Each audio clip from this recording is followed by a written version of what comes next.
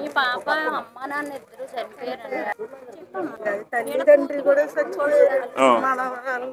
అవును. ఎవరి దాంట్లో ఉంది ఇప్పుడు? ఏం చదువుకుంటున్నావు నువ్వు? అయిపోయిందా? సెకండ్ ఇయర్లోకి వచ్చావు. ఎక్కడ? ఎన్ఆర్ఐలో. ఇప్పుడు ఏంటి నువ్వు దేనికి ఏంటి నీకు ఎంత రాశారు ఫీజు? ఇచ్చారు. కట్టిసావా? ఏం కట్టలేదు. ఆఫీస్కి రాదు. పాపకి పెన్షన్ ఉండదు కదా?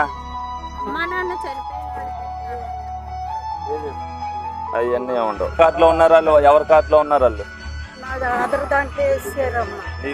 రేషన్ కార్డులో ఇస్తారా? రేషన్ కార్డు పడిందా? అది. నువ్వేం చదువుతున్నావు?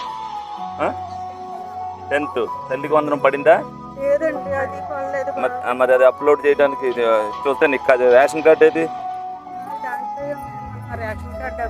మరి నీ రేషన్ కార్డులో వీళ్ళ పేర్లు వెళ్ళినాయా రాలేదా? వెళ్ళినాయా? ఏది మరి రేషన్ కార్డు ఉంటే తెలుస్తుంది ఉన్నాయో లేదా అనేది. ఏమ్మా ఎవరో ఇక్కడ ఇప్పుడు వీళ్ళదేంటి వీళ్ళ కదా? అవును. ఈవిడ దాంట్లోకి వెళ్ళిపోయినాయా 2? ఏది తల్లికి వందనం ఈవిడే పెట్టారని ఇద్దరికి పడతాయి. జూనియర్ ఇంటర్కి ఏమైంది ఇప్పుడు? దాంట్లో ఉంది ఇప్పుడు